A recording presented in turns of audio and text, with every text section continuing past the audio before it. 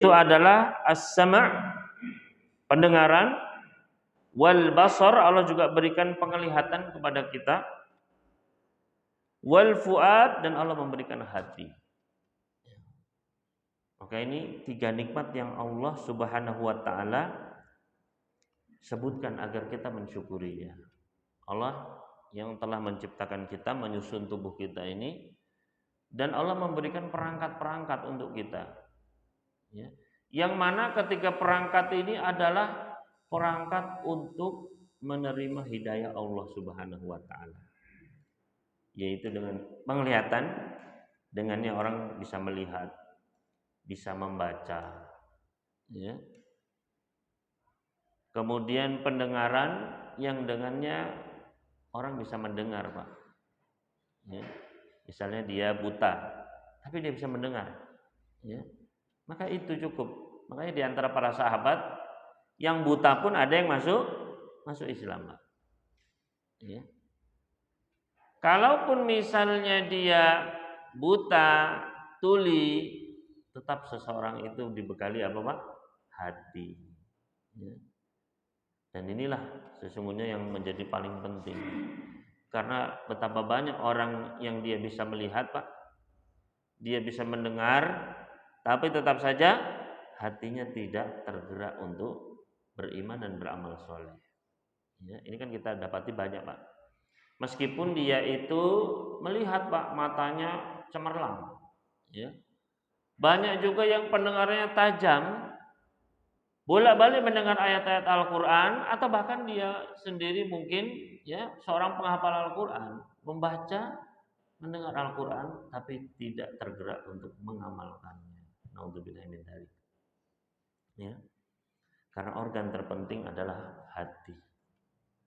Hati di situ yang menjadi raja, penggerak. Apakah yang diterima oleh penglihatannya itu dari hidayah akan diterima? Apakah yang dia dengar dari hidayah itu akan dia yakini? Itu semua terserah hatinya, Bapak Ibu sekalian. Namun 3 inilah nikmat Allah Subhanahu wa taala.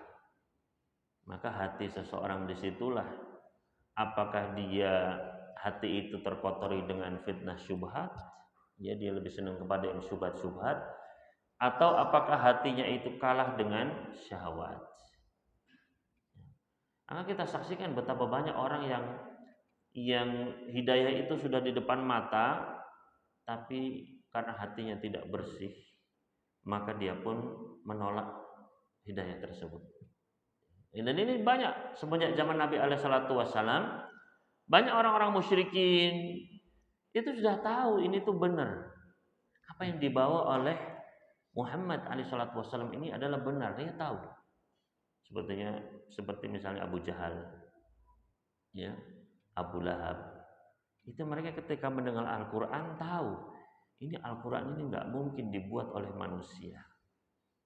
Nggak mungkin ayat-ayat seindah ini buatan penyair manapun, nggak mungkin. Maknanya demikian mendalam, susunannya demikian, ya, indahnya, tidak mungkin. Hanya banyak orang-orang musyrikin dulu begitu mendengar saja langsung, ya. Jangankan mendengar, ya, melihat wajah Nabi Sallallahu Alaihi Wasallam saja tahu ini orang nggak mungkin bohong. Ya. Orang ini wajahnya wajah yang mulia, nggak mungkin dia berdusta. Makanya dulu orang-orang musyrikin memperingatkan, jangan sampai kamu melihat Muhammad, ya. Jangan sampai kalau melihat sumpel kupingnya, jangan sampai dengar satu huruf pun dari dia, nanti kamu disihir, ya. Nanti kamu dihipnotis, ya, nanti kamu akan murtad dari agamamu, meninggalkan agama nenek moyangmu. Tapi ya namanya orang penasaran, Pak, mana sih yang namanya kok bisa ngomong saja kemudian langsung berubah, didengarkan satu ayat langsung masuk Islam. Banyak kita dapat hal tersebut, ya. Namun sebaliknya hati yang sudah, ya, memang hati itu sudah terlalu keras, bahkan mungkin sudah mati, nasallallahu alaihi, maka nggak bisa menerima hidayah itu, Pak. Terkadang kalah dengan syubhat, terkadang kalah dengan hawa nafsunya. Lihat contohnya orang-orang Yahudi, di antaranya seorang pembesar Yahudi yang bernama Huyai bin Akhtab. Bismillah.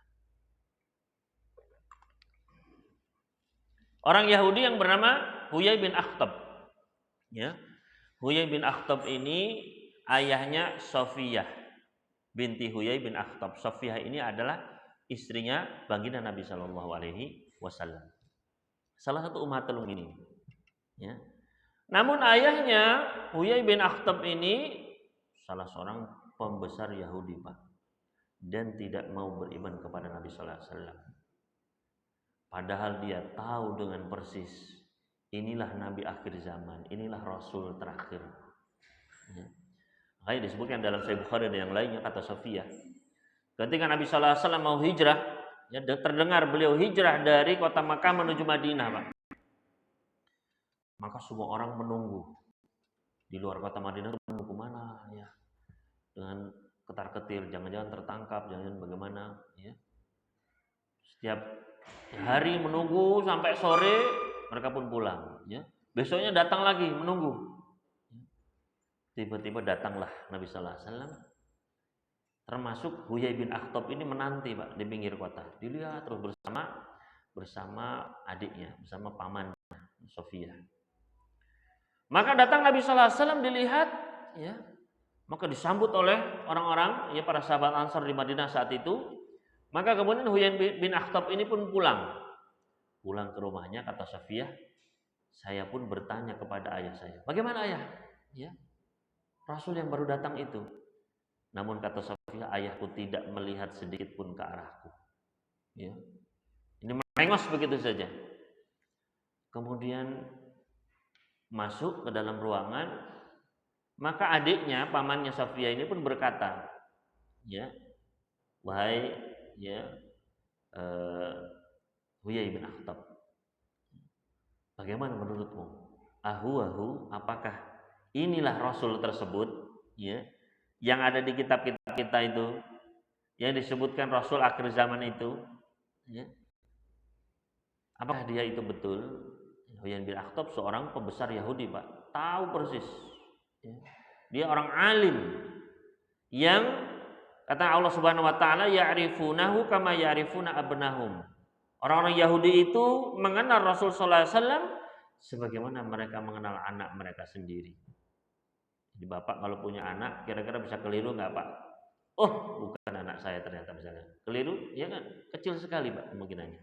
Ya, ketuker. Maka begitu pula Huyai bin Akhtab ini ditanya sama adiknya, betul nggak ini? Diakah Nabi itu? Kata Huyai bin Akhtab, Pak? Ya, wallahi innahu lahu, demi Allah dialah Nabi tersebut. Ini tahu loh, Pak, ya, orang yang tahu inilah Rasul akhir zaman itu. Ya. Tapi apa yang terjadi? Ditanya lagi, fama tajidu fi qalbika minhu. Kira-kira apa sikapmu kepadanya? Apa kata Huyai bin Akhtab?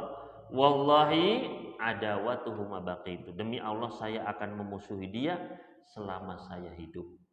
Bayangkan, Pak, ya. Ini orang yang tahu persis inilah Rasul utusan Allah. Yang dia tahu kerajaannya akan menguasai seluruh dunia. Yang, ya, kemenangan akan terus menyertainya. Yang ialah juru keselamatan. Ya. Yang ajarannya akan terus, ya, harus dipegang terus sampai hari kiamat nanti. Tahu persis Huyai bin Akhtab. Tapi karena hasad, ya, karena dia iri dengki, dia nggak mau Nabi itu dari orang Arab. Dia berharap Nabinya itu adalah dari orang Yahudi. Makanya dia sampai bela-belain datang dari Syam, ya, negeri yang subur, sampai hijrah ke Madinah, negeri yang, ya, kurang airnya, lingkungannya keras, sampai bela-belain jauh. Untuk apa sih, Bang? Agar mendapatkan kemuliaan dari kabilahnya itu muncul Nabi akhir zaman. Gitu. Ternyata Allah berkehendak lain, Pak. Nabinya malah dari orang Arab, ya. Maka mereka hasad. Makanya biasa musuh-musuh Islam itu kalau nggak senang dengan Islam biasanya, ya, adalah dibuat sentimen kepada orang Arab. Padahal itu kehendak Allah. Itu ujian bagi Allah, bagi mereka. Al-Quran diturunkan dalam bahasa Arab. Ya, Rasul orang Arab, sahabat-sahabatnya orang Arab. Kehendak Allah Subhanahu wa taala yang tidak bisa ditentang oleh siapapun. Maka Bapak Ibu sekalian rahimani wa rahimakumullah, lihat hidayah yang demikian dekatnya, Pak. Itu karena hati sudah ya dipenuhi kebencian, maka hilang sudah ilmunya, terus hilang. Makanya kita berhati-hati dari hasad ya, dari kebencian ya. Akhirnya ilmu tersebut akan hilang ya. Karena lebih kepada sentimen pribadi ataupun golongan. Maka ini hendaknya kita jauhi. Ya, yang kita pegang adalah apa yang Allah Subhanahu wa taala turunkan kepada kita. Maka disinilah orang meskipun dia membaca, mendengar, bisa jadi ilmu itu tidak bermanfaat kalau hatinya kotor, Bapak sekalian. Ya, niatnya tidak benar. Ya. Kita lihat contoh kasus yang lain, yaitu misalnya Raja Romawi, Kaisar Romawi Timur. Romawi itu asalnya ya menyatu kan, menguasai Eropa, kemudian terpecah karena anaknya ada dua dibagi, ada Romawi Timur, ada Romawi Barat. Nah, penguasa Romawi Timur saat itu adalah Kaisar Heraklius. Ya. Kaisar Heraklius ini pun ahli kitab dia, tahu nanti akan ada Nabi akhir zaman, tahu Pak. Ya, ada di kitab-kitab mereka disebutkan. Maka dia pun memanggil ketika mendengar kabar ada yang mengaku Nabi dari kaum Arab. Ya. Yang ya sudah sampai beritanya kepada beliau. Ya. Nabi ini ya ucapannya benar begini sampai kepada dia. Maka dia pun coba kalau ada orang Arab bawa ke sini. Maka saat itu ada rombongannya Abu Sufyan. Jadi dalam Sahih Bukhari, Abu Sufyan pun menceritakan ya, ketika dia menghadap kepada Quraisy, siapa di antara kalian di sini yang paling dekat hubungannya dengan Nabi tersebut? Orang yang ngaku Nabi tersebut. Saya sepupunya. Ya, banyak ada sepupu, Pak. Tapi saat itu masih musyrik. Masih membenci bahkan memerangi Rasulullah SAW. Ya, jadi nggak ada hubungannya hidayah itu dengan nasab. Hidayah itu dengan saya tetangganya Pak Ustadz, saya itu kenal dengan Pak Ustadz, nggak ada hubungannya. Ya.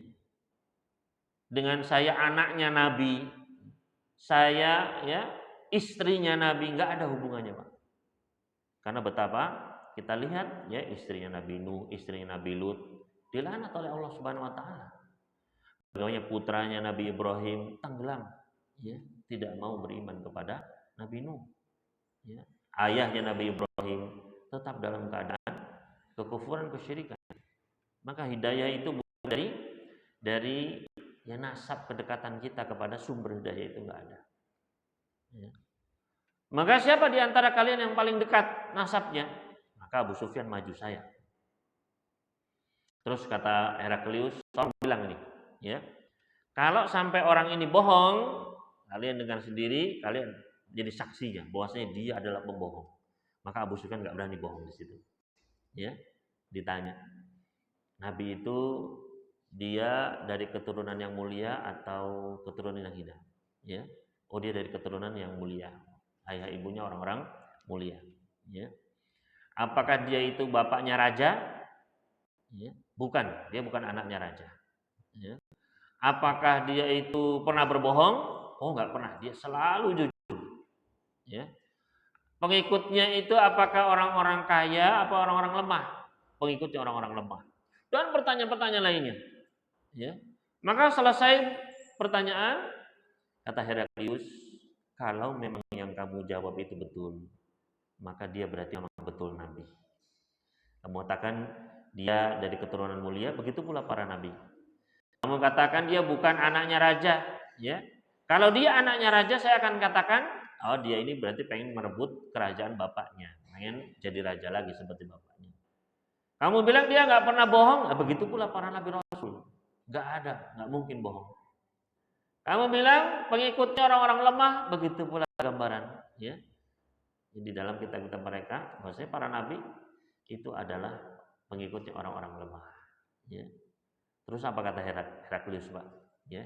Kata Herakl, seandainya Nabi itu ada di hadapan saya sekarang, ya, saya akan cuci kakinya, saya akan basuh kakinya dan saya akan cium. Ya.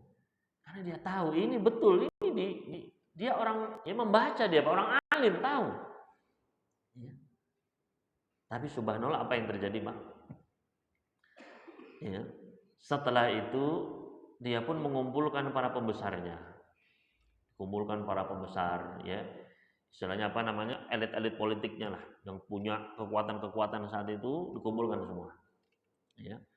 Kemudian Heraklius pun mengatakan, sesungguhnya sekarang ini sudah datang seorang Rasul akhir zaman. Dan saya mengajak kalian untuk beriman kepada Rasul ini. Ini Rasul benar ini, sesuai dengan kitab-kitab kita. Ayo kita beriman sama dia. Maka ya para pembesar ini pun ribut semua. Wah, langsung protes semuanya. Ya. Ada yang mau keluar. Ya, maka Heraklius pun tutup semuanya, kembali semuanya. Ya. Kemudian ketika dia melihat, wah sudah kayaknya nggak mungkin. Kalau saya tetap maksa beriman kepada Rasul ini, hancur kerajaan saya. Ya. Nggak akan ada yang mau menolong saya. Maka kata Heraklius, dia pun mengatakan, sesungguhnya barusan itu saya cuma ngetes, ya, menguji keimanan kalian, apakah kalian imannya goyah atau tidak, begitu. Akhirnya dia pun tetap dalam keadaan kufur. Ya. Artinya di sinilah Pak, kadang hidayah itu sudah di depan mata, ya.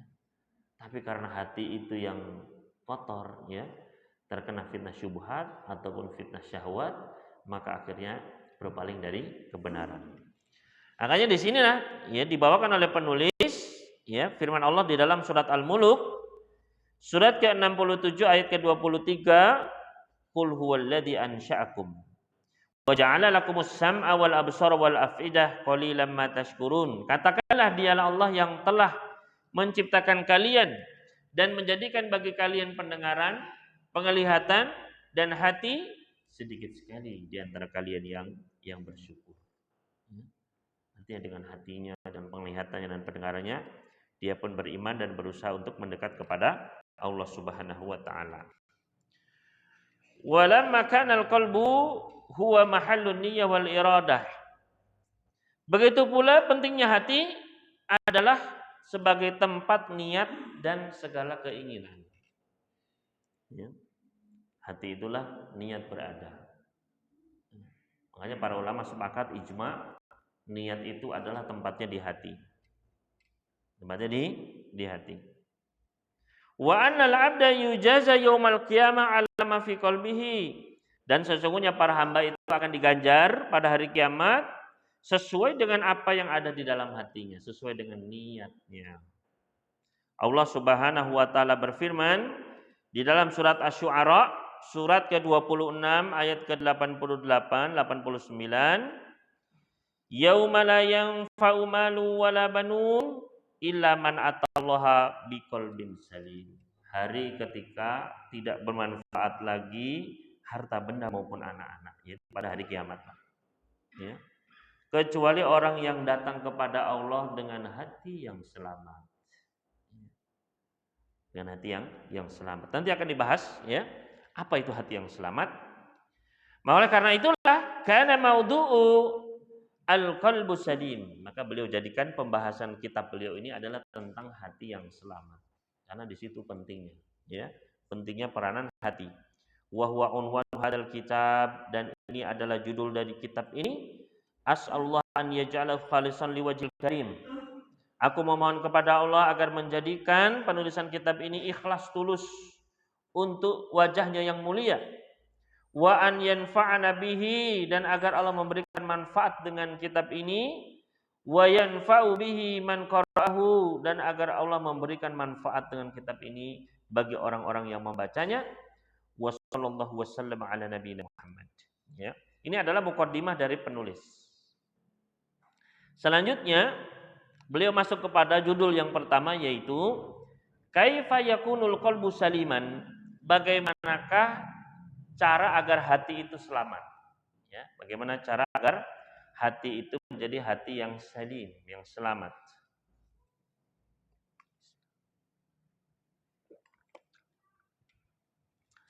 Warada dzikrul qalbis salim fi kitabillahi azza wa jalla marratain. Disebutkan di dalam Al-Qur'an kata-kata al-qalbus salim, hati yang selamat itu ada pada dua tempat. Ya. Yang pertama di dalam surat As-Saffat, surat ke-37 ayat ke-84. Surat As-Saffat, ya. Surat ke-37 ayat ke-84. Ya, silakan ditulis nanti di murojaah di rumah, ya. Yang kedua adalah di dalam surat Asy-Syu'ara, surat ke-26 ayat ke-89 tadi. Jadi di dua tempat ini, As-Saffat ayat 84 dan Asy-Syu'ara ayat ke-89. Yaitu di dalam firman Allah Subhanahu wa taala, "Idza'a rabbahu biqalbin salim." Yaitu ketika dia datang menghadap kepada Rabb-nya dengan hati yang selamat. Ya. Begitu juga di dalam surat Asy-Syu'ara, "Illa man atallaha biqalbin salim." Kecuali orang yang datang kepada Allah dengan hati yang selamat. Maka dua-duanya ia menyebutkan tentang datang kepada Allah dengan hati yang selamat. Berkata Ibnu Abbas radhiyallahu ta'ala anhuma tentang tafsir dari ayat tersebut. Kata beliau, "Illa man atallaha biqalbin salim." Kecuali orang-orang yang datang kepada Allah dengan hati yang selamat. Yakni maknanya adalah yashhadu an la ilaha illallah, yaitu orang-orang yang bersaksi bahwasanya tiada ilah yang berhak disembah kecuali Allah. Ya. Orang yang mentauhidkan Allah, Pak. Ini penafsiran dari sahabat Ibnu Abbas. Ya. Wa qala Mujahid wal Hasan wa ghairuhuma, berkata Al-Imam Mujahid, ya. Dan juga Al-Imam Al-Hasan Al-Basri dan yang selain keduanya mengatakan biqalbin salim, yakni minasyirki. Hati yang selamat maksudnya adalah selamat dari kesyirikan. Ya, selamat dari kesyirikan. Yang mananya berarti ya kurang lebih sama dengan penafsirannya Ibnu Abbas tadi.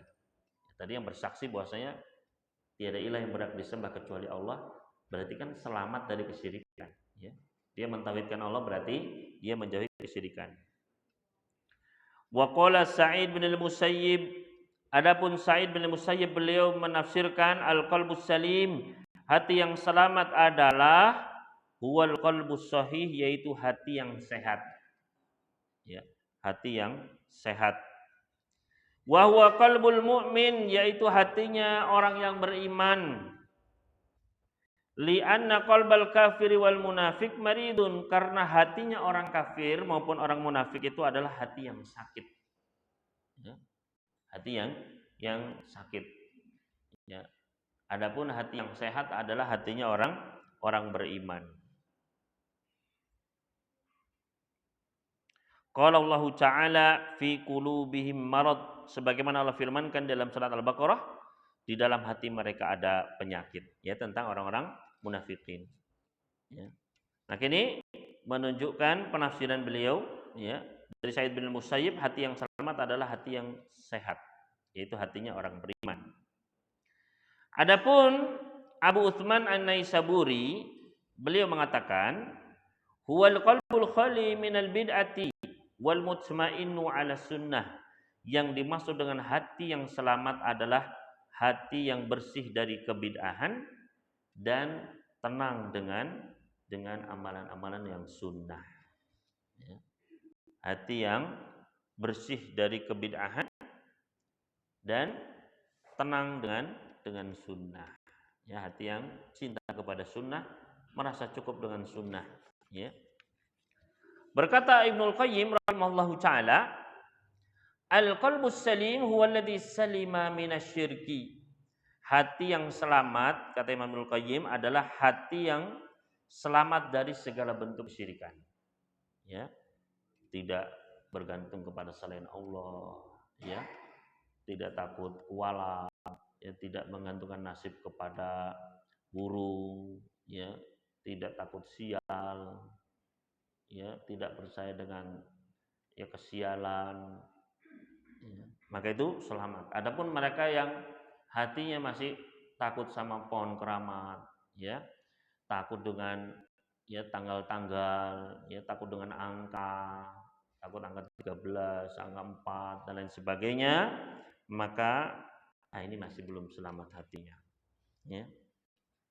Maka hati yang selamat kata Ibnul Qayyim adalah alladzi salima minasyirki, yang selamat dari kesyirikan, wal ghilli, selamat dari kebencian, wal hikdi, selamat dari kedengkian, wal hasadi, selamat dari hasad iri, wasyuhi, selamat dari kebakhilan, wal kibri, selamat dari kesombongan, wa hubbid dunya war riyasah, selamat dari cinta dunia, cinta jabatan, ya.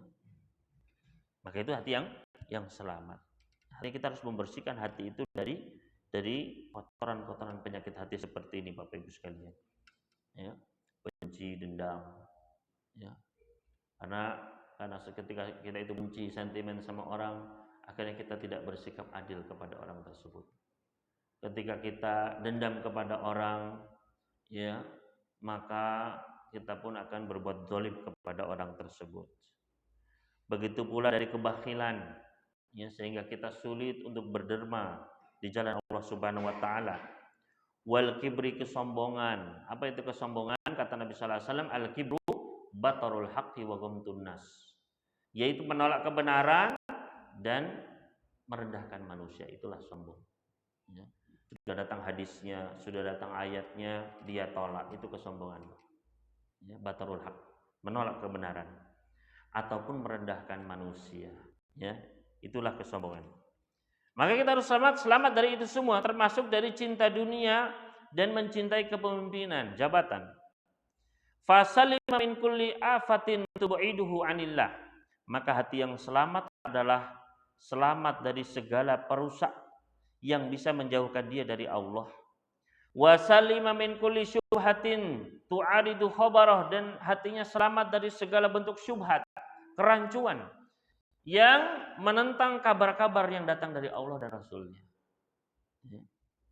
Wa min kulli syahwatin tu'aridu amrah, dan selamat dari segala bentuk syahwat, hawa nafsu yang melawan perintah-perintah Allah.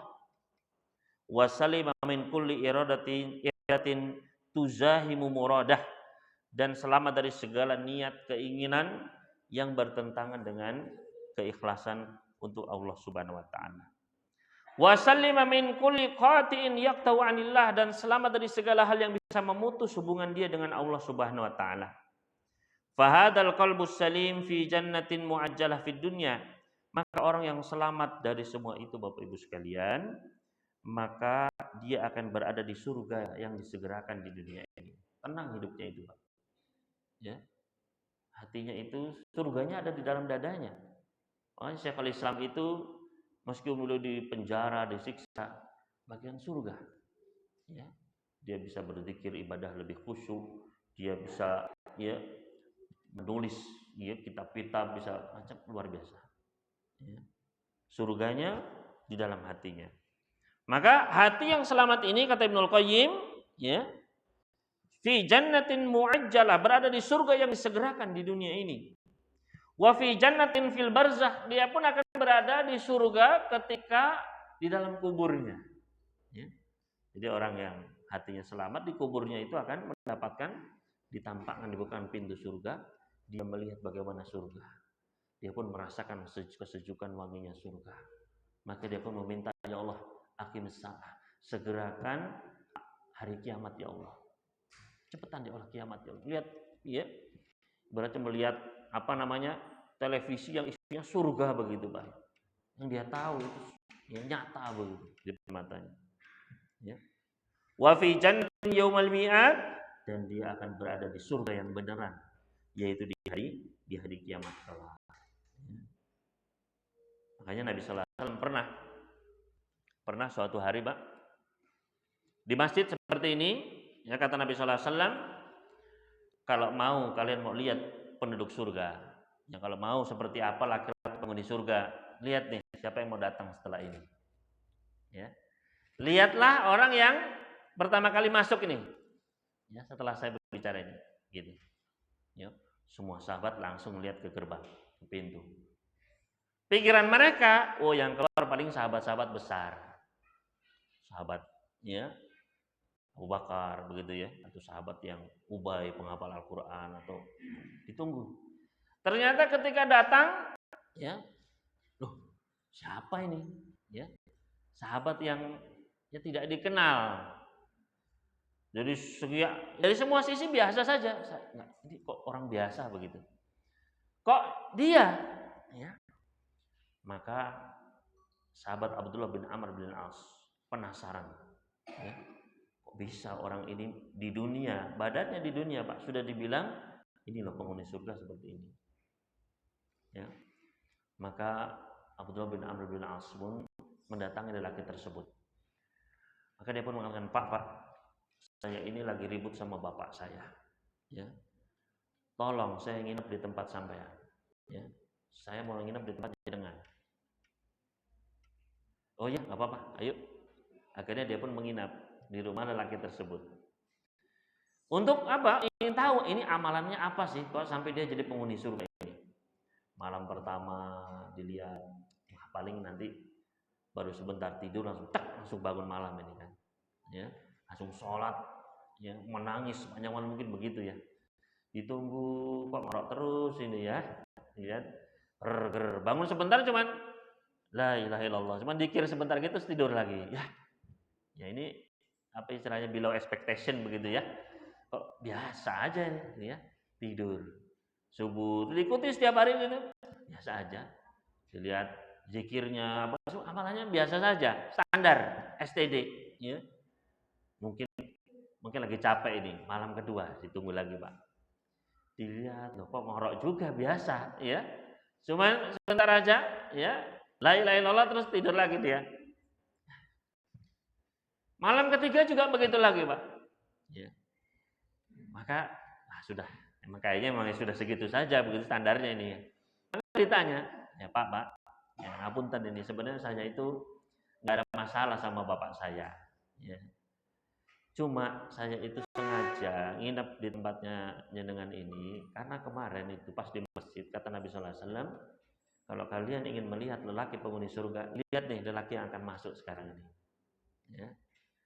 Maka saya penasaran, kira-kira amalan apa sih kok jenengan ini kok bisa badannya di dunia kok ya sudah dibilang dipastikan penghuni surga itu kok bisa. Ya. Maka kata lelaki tersebut, ya amalan saya ya seperti yang kamu lihat 3 hari ini, yaitu amalan saya. Ya. Tapi mungkin ya yang menyebabkan sampai seperti itu adalah mungkin kata dia, ya. Saya itu tidaklah tidur melainkan hati saya itu sudah ridho kepada kaum muslimin. Enggak ada benci, enggak ada iri, enggak ada dendam apa-apa. Ya. Enggak ada besok ini saya sikat si fulan ini. Enggak ada. Ya. Jadi hatinya itu plong ya, dia cuma menginginkan kebaikan bagi kaum muslimin sudah. Ya. Maka kata Abdullah bin Amr, nah ini betul ini. Ini enggak mudah ini. Ya. Ini tidak mudah. Karena namanya manusia, Pak. Karena sebel kan, ya. Si bulan itu, ya. Apalagi yang sudah ngaji itu, paling bahaya pengajian saya itu awas, ya. Ini maka ya, hati yang selamat. Dia masih di dunia, Pak, tapi sudah seakan-akan di surga. Makanya kata Nabi Sallallahu Alaihi Wasallam, ya, lelaki penghuni surga. Padahal orangnya masih hidup, ya. Dan amalnya biasa-biasa saja. Maka jangan pernah kita remehkan amalan hati Bapak Ibu sekalian. Amalan badan, sholat, zakat, ya, pengajian, baca Quran, penting ya. Tapi kalau landasannya amalan hati itu tidak tertata, ya maka percuma semuanya. Bisa hancur berantakan. Bisa kecil hasilnya itu pahalanya. Bahkan bisa dosa. Makanya kata Nabi Sallallahu Alaihi Wasallam, "Ra'aitu ahlal jannah," saya melihat rombongan penghuni surga Wa afidatuhum ka'afidati thair, hati mereka itu seperti hatinya burung. Ya. Emang hatinya, Pak, hatinya seperti burung. Di antara penafsiran para ulama, hati burung itu maksudnya apa? Yaitu orang-orang yang bertawakal kepada Allah Subhanahu wa taala. Makanya kata Nabi sallallahu alaihi wasallam, "Lau tawakkaluna 'alallahi haqqa tawakkuli", kalau kalian itu bertawakal sama Allah sebenar-benarnya tawakal, sebenar-benarnya pasrah gantung sama Allah, la razaqakum kama yarzuqut thair. Maka Allah akan memberikan kalian rezeki sebagaimana Allah ngasih rezeki kepada burung. Tagdu khimason wa taruhu bitona. Burung itu pergi dari sarangnya dalam keadaan lapar, pulang sudah kenyang, bahkan bawa cacing untuk anaknya. Ya, pergi dia nggak tahu, Pak. Jadi dia nggak punya, artinya ya dibakal di pohon mana dia akan ada cacingnya. Pokoknya berangkat saja, insya Allah ada rezeki. Ya, maka ini dilihat dari apanya, Pak? Dari hati. Makanya kata Nabi sallallahu alaihi wasallam, Allah itu la yanzurullah ila suwarikum. Allah nggak melihat fisik kalian, nggak melihat kekayaan kita, Pak. Ya, tapi yang Allah lihat adalah hati kita. Ya, kepada hati kita. Maka disinilah pentingnya amalan hati. Penting itu menyelamatkan hati ini, Pak. Makanya sahabat Abu Bakar As-Siddiq radhiyallahu ta'ala anhu, kenapa kok sahabat Abu Bakar itu menjadi sahabat yang nomor satu terbaik?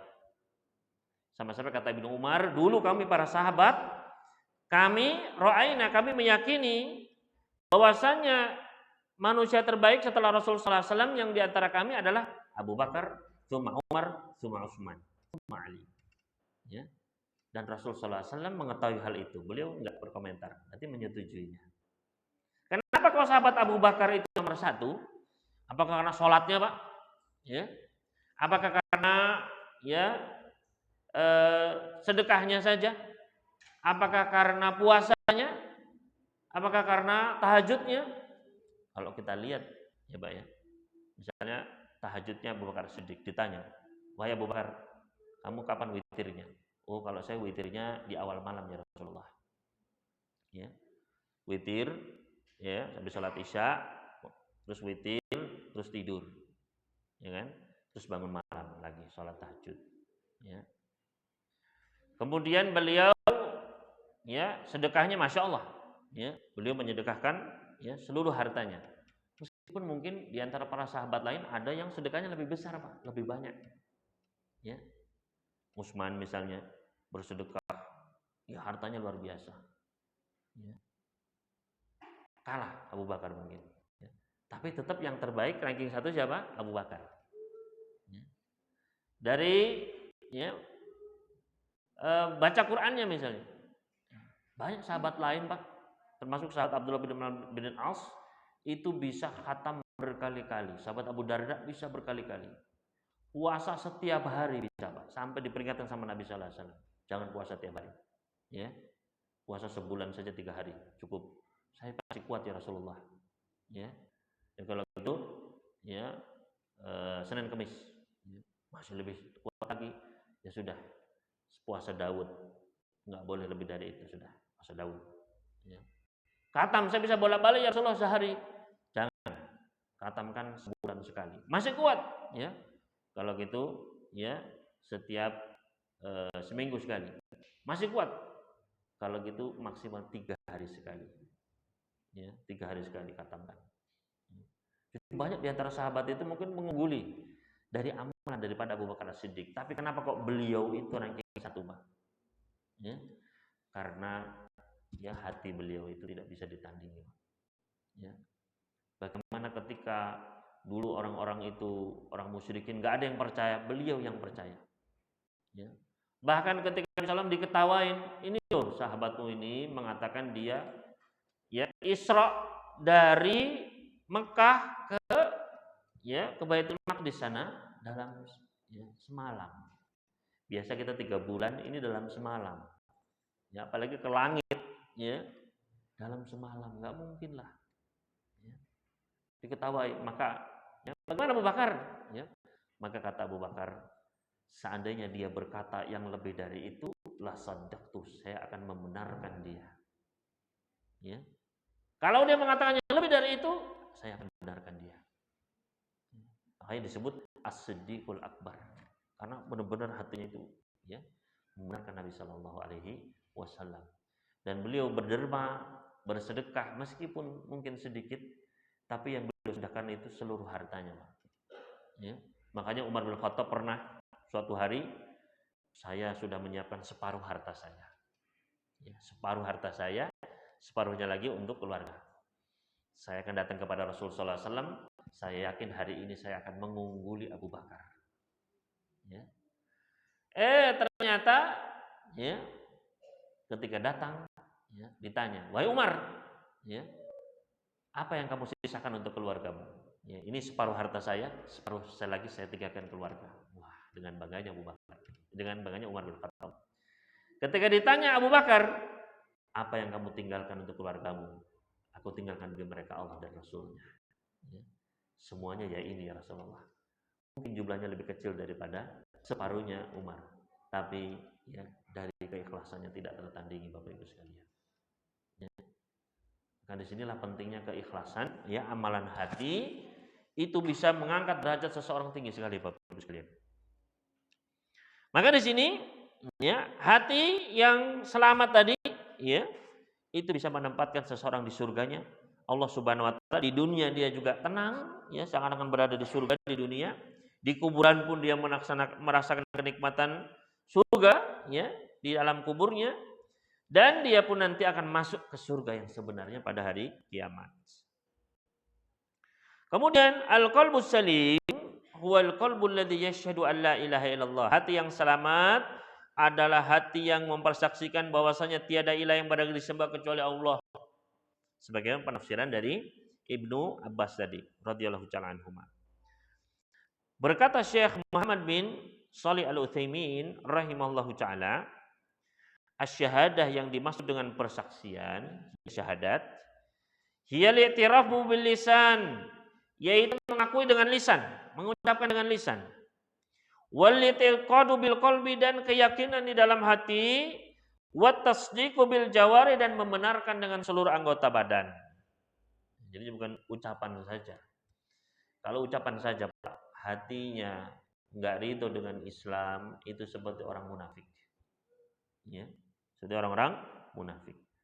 Dia secara lisan iya, bersyahadat iya, asyhadu an la ilaha illallah wa asyhadu anna Muhammadar Rasulullah, tapi hatinya kufur, enggak suka dengan apa-apa yang bau Islam itu. Ya. Dia ingin merubah Islam itu dengan Islam sesuai dengan pemikirannya dia. Ya. Dengan hawa nafsunya. Berkata Syekh Al-Utsaimin di sini, yang dimaksud dengan bersaksi di sini adalah dia mengakui dengan lisannya dan meyakini dengan hatinya dan membenarkan dengan seluruh anggota tubuhnya. Walihada lamma qala al-munafiquna lirrasuli sallallahu alaihi wasallam, oleh karena itu ketika orang-orang munafikun berkata kepada Rasulullah sallallahu alaihi wasallam, ya, sebagaimana Allah gambarkan di dalam surat Al-Munafiqun surat ke-63, dari ayat yang pertama Allah Subhanahu wa taala menggambarkan ucapan orang munafikun. Ya. Nashhadu innaka la Rasulullah, kami bersaksi bahwasanya engkau adalah utusan Allah. Ya. Wa hadhihi jumlatun muakkadatun bisalasi muakkidatin, ya, dan ungkapannya orang munafik ini ditekankan ya dengan 3 penekanan di situ. Nashhadu, kami bersaksi, syahadah, ya. Innaka, sesungguhnya, inna itu ada juga adatun min adawati ta'kid. La Rasulullah, ada juga lam at-ta'kid di situ. Ya, jadi ada 3 penekanan di situ, Pak. Saya bersaksi sungguh benar-benar engkau adalah utusan Allah. Ya. Maka ucapan orang munafikin ini ditekankan dengan 3 penekanan. Ya. Tapi semuanya didustakan oleh Allah Subhanahu wa taala. Kadzabahumullah, Allah mendustakan ucapan mereka tersebut. Ya. Firman-Nya, wallahu ya'lamu innaka la rasuluh wallahu yashhadu innal munafiqina lakadzibun. Ya. Dan Allah mengetahui bahwasanya sungguh engkau ini adalah utusannya. Enggak usah persaksian orang munafikin, enggak butuh, Allah sudah tahu, ya. Wallahu yashhadu, innal munafiqina lakadzibun, dan Allah bersaksi, persaksian Allah Pak, enggak main-main. Ya. Inna, sesungguhnya orang-orang munafikin ini adalah lakadzibun, benar-benar pendusta. Hanya orang-orang yang mereka di dalam hatinya itu kufur, pasti akan kedustaan akan muncul dari lisan mereka. Ya, kedustaan. Falam yanfa'hum hadzal iqrar bil lisan. Maka syahadatnya mereka ini, Pak. Ya, persaksian mereka ini itu tidak bermanfaat. Ya, di akhirat enggak ada manfaat. Tetap mereka di dasar keraknya neraka. Waliyadzubillah. Li'annahu khalin minal i'tiqadi bil qalb. Karena ucapan mereka ini kosong. Ya, tidak ada keyakinan di dalam hati mereka. Wa khalin minat tasdiq bil amali, dan kosong dari pembenaran dengan anggota tubuh mereka. Kalau sholat malas, wa idza qamu kusala yura'unan nas wa la yadhkurunallaha illa qalila. Mereka itu kalau bangun sholat malas-malasan, disuruh ibadah malas-malasan. Ya. Karena mereka itu riya. Mereka itu tampil, ikut pengajian, ya, ikut berjihad, ikut sholat berjamaah, tujuannya agar dilihat. Ini loh, saya eksis, saya juga bagian dari kalian. Tapi hatinya benci dengan itu semua, Pak. Ya. Nah, ini ya keadaan orang-orang munafik. Dan orang munafik ini akan terus ada, Pak, sampai akhir zaman. Ya, termasuk di zaman kita saat ini pun. Ya, bahkan mungkin lebih parah. Kalau orang munafikun dulu itu mereka mengucapkan la ilaha illallah, ya, tapi kekufurannya disembunyikan. Gitu. Kalau sekarang mereka ngaku muslim, tapi ucapannya penuh kekufuran, Pak. Ya, menjelek-jelekan sunnah, menjelek-jelekan Islam, ya, menjelek-jelekan orang yang ya mereka berpegang teguh kepada agamanya, padahal mengaku Islam. Makanya lebih parah, ya, para ulama memberikan istilah lain, yaitu az-zindiq, ya, zindiq. Ya, kalau munafik itu orang yang menampakkan Islam tapi menyembunyikan kekufuran. Kalau ini dia menampakkan keislaman juga menampakkan kekufurannya. Ya. Maka ya ikrar, ya, pengakuan mereka ini dengan lisan tidak bermanfaat karena kosong, ya. Baik itu keyakinan yang enggak ada ataupun pembenaran dengan anggota badan pun tidak. Falam yanfa, maka tidak bermanfaat ucapan syahadat mereka itu. Fala tatahaqqaqu syahadatu illa bi aqidatin fil qalbi. Maka tidak mungkin persaksian syahadat itu menjadi benar, menjadi bermanfaat kecuali dengan keyakinan di dalam hati, wa tirafan bil lisan, dan dengan pengakuan dengan lisannya, ucapan lisannya, wa tasdiqin bil amali, dan dengan pembenaran dengan anggota badannya, dengan amal. Ya. La ilaha illallah. Adapun tadi syahadat, dia bersaksi bahwasanya la ilaha illallah. La ilaha illallah maknanya adalah la ma'buda ala wajhil ardi yastahiqu an yu'bada illallah, bahwasanya tidak ada sesembahan di atas muka bumi ini yang berhak untuk disembah selain Allah. Ya. Jadi la ilaha illallah itu bukan hanya penetapan bagi rububiyahnya Allah, tidak ada pencipta kecuali Allah, ya. Tidak ada yang memberi rezeki kecuali Allah. Ya, itu betul. Tapi bukan itu intinya. Ya. Karena apa? Karena orang-orang musyrikin zaman dulu pun meyakini bahwasanya tiada pencipta kecuali Allah. Ya. Bahkan iblis pun yakin penciptanya itu Allah. Makanya Allah berfirman dalam banyak ayat, wala in sa'altahum man khalaqas samawati wal ard la yaquluna Allah. Kalau kalian bertanya kepada orang-orang musyrikin, siapa pencipta langit dan bumi, mereka pasti mengatakan penciptanya Allah. Ya, tapi enggak menjadikan mereka mukmin, Pak. Ya. Wala in sa'altahum man khalaqahum. Kalau mereka ditanya, siapa yang menciptakan diri kalian? La yaquluna Allah. Mereka akan mengatakan Allah penciptanya. Dalam banyak ayat. Ya. Kenapa? Ya, bahkan iblis pun yakin penciptanya. Ya, khalaqtani min nar wa khalaqtahu min tin. Engkau menciptakan, ya, ay Rabbi, wahai Rabbku. Tahu bahwasanya Allah ini Rabbnya. Engkau menciptakan aku dari api dan engkau menciptakan Adam dari tanah. Tahu penciptanya Allah, Pak, tapi enggak menjadikan dia mukmin. Kenapa? Karena dia tidak mau tunduk kepada peribadatan kepada Allah. Ya, dia sombong. Ayat ya, orang-orang musyrikin dahulu mengatakan kami punya satu Tuhan di langit dan kami punya Tuhan-Tuhan di bumi sebagai wasilah untuk sampai ke langit, begitu Pak.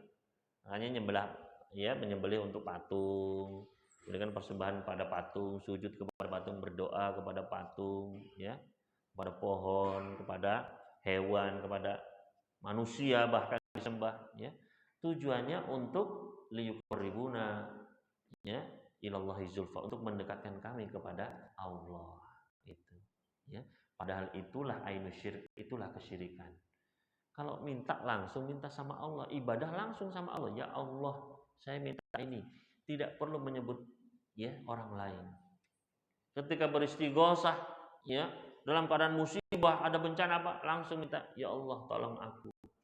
Sebut nama Allah, jangan sebut nama selainnya. Itu kesyirikan, ya. Jadi orang-orang musyrikin dahulu begitu, Pak. Ya, kita tahu ada Allah satu di langit, ya. Tapi mereka mempersekutukan Allah. Makanya di sini makna la ilaha illallah adalah tidak ada yang berhak disembah kecuali Allah. Ya. Iya, kita yakin Allah pemberi rezeki kita. Tapi ya karena Allah salah satu pemberi rezeki, maka kita pun hanya boleh beribadah kepada satu-satunya pemberi rezeki ini.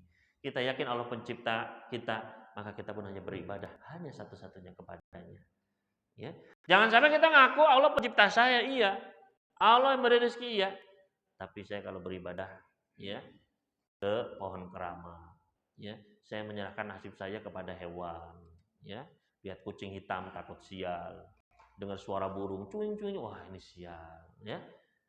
Kita harus qul inna sholati, katakanlah sholat saya, wa nusuki, sembelihan saya, artinya semua ibadah saya, wa mahyaya wa mamati, hidup mati saya, rezeki saya, jodoh saya, sembuh dari penyakit dan semuanya, ya, lillahi rabbil alamin, semuanya adalah milik Allah, untuk Allah Rabbul Alamin, ya.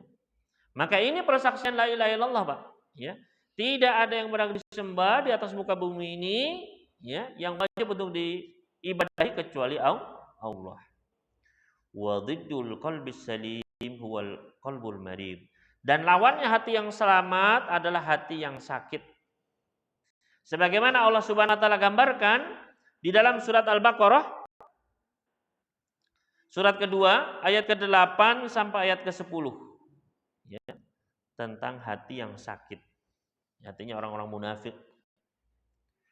Allah Subhanahu wa taala berfirman, "Wa minan nasi may yaqulu amanna billahi wa bil yaumil akhir wa ma hum bimumin. Yukhadi'una Allah wal ladzina amanu wa ma yakhda'una illa anfusahum wa ma yash'urun. Fi qulubihim maradun fazadahumullahu marada walahum adzabun alimun bima kanu yakdzibun." Kata Allah Subhanahu wa taala, dan di antara manusia ada orang-orang yang mengatakan saya beriman kepada Allah dan hari akhir, padahal mereka tidak beriman. Mereka menipu Allah dan orang-orang yang beriman, dan tidak mereka menipu kecuali diri mereka sendiri, tapi mereka tidak menyadarinya. Di dalam hati mereka ada penyakit, maka Allah tambah penyakitnya. Berarti penyakit hati itu bertingkat-tingkat. Kemunafikan itu dari yang kecil tapi bisa membesar, bisa parah, bisa kronis. Dan bagi mereka azab yang pedih atas apa-apa yang mereka perbuat dari kedustaan. Ya. Nah, ini adalah hati yang sakit, Bapak Ibu sekalian. Berkata Ibnu Jarir At-Tabari rahimahullah ta'ala, ya, beliau mengatakan al-munafiqu summiya mukhadi'an lillah walil mu'minin. Di dalam ayat tersebut Allah menyebutkan bahwasanya orang munafik itu menipu Allah, menipu orang-orang beriman. Ya, yaitu bagaimana? Bi idharihi mi adhara bilisanihi taqiyatan mimma takhallasa bihi minal qatli.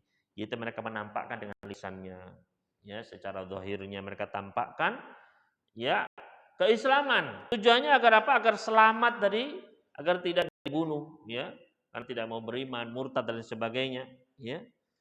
Mereka pun agar selamat agar ditawan ataupun disiksa, ya. maka mereka pun sengaja.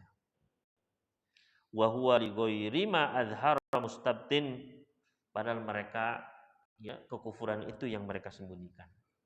Wa dzalika min fi'lihi, dan itu perbuatan mereka. Wa an kana khida'an lil mu'minina fi ajli dunya. Meskipun mereka itu menipu orang-orang beriman di dunia ini, fahuwa li nafsihi bidzalika min fi'li khadi'un. Ya, tapi ternyata dia justru menipu dirinya sendiri. Dia sendiri yang tertipu, Pak. Niatnya itu nipu orang, tapi dia sendiri justru yang tertipu. Li'annahu yudhiru laha bi fi'lihi dzalika biha annahu yutiha umniyataha. Karena dia dengan kemunafikannya itu, Pak, ya, dia memberikan harapan jiwanya sendiri. Ya, jiwanya malas beriman, ya, diberikan, ya. Ya sudah, kamu nggak beriman, ini kita tampakkan saja keimanan, padahal kita enggak, gitu. Dia menipu jiwanya sendiri, Pak. Wa yasqiha ka'sa sururiha, dia berikan jiwanya itu yang sakit itu, ya, minuman kesenangannya, ya. Wa huwa muriduha hiyadha itbiha mujri'uha ka'sa adabiha, padahal sebaliknya dia justru memberikan minuman adab, ya. Justru apa? Minuman adab. Dia sendiri yang tertipu, Pak. Dia menganggap dirinya senang dengan kemunafikannya itu, padahal justru dia nanti akan diadab, ya, maka dia tertipu. Wa muziruha min ghadabillah, dan dia mendatangkan murka Allah pada dirinya sendiri.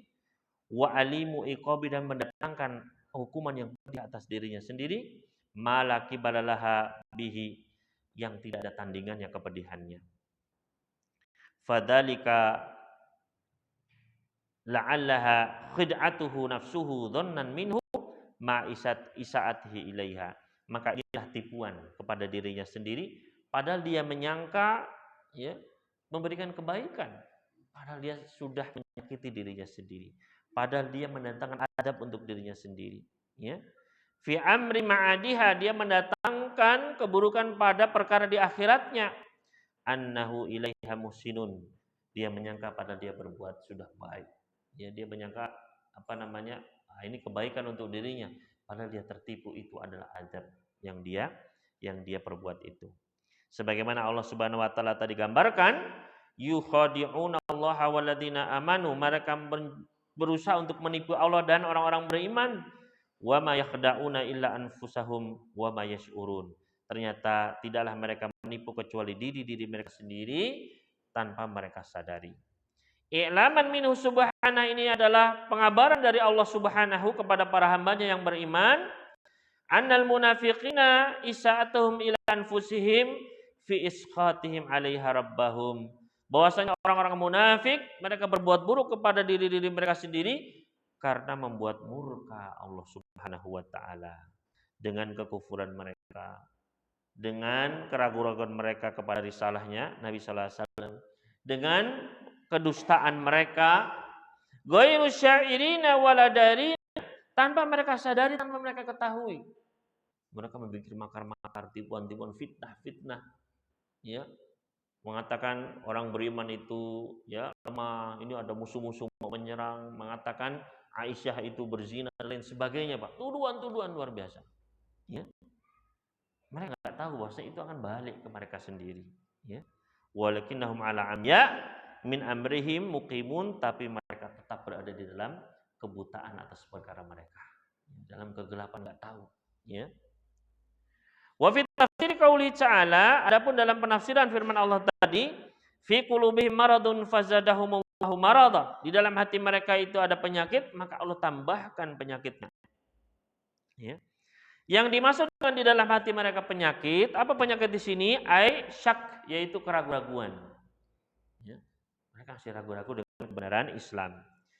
Fazadahumullahu marada, maka Allah tambah penyakit mereka. Ai syakkan, ditambah keraguannya. Berkata Imam As-Sa'di rahimahullah ta'ala di dalam tafsirnya, innahu bisababi dunubihim, ini sebabnya kenapa, Pak? Ya.